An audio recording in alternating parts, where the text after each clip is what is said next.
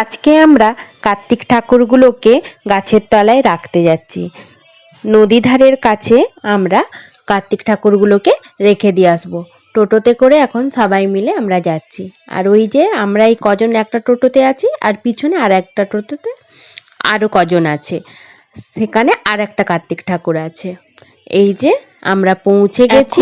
কার্তিকের বাবা মানে সে হচ্ছে ঠাকুরগুলোকে ভালো করে সাজিয়ে রেখে যাতে পড়ে না যায়।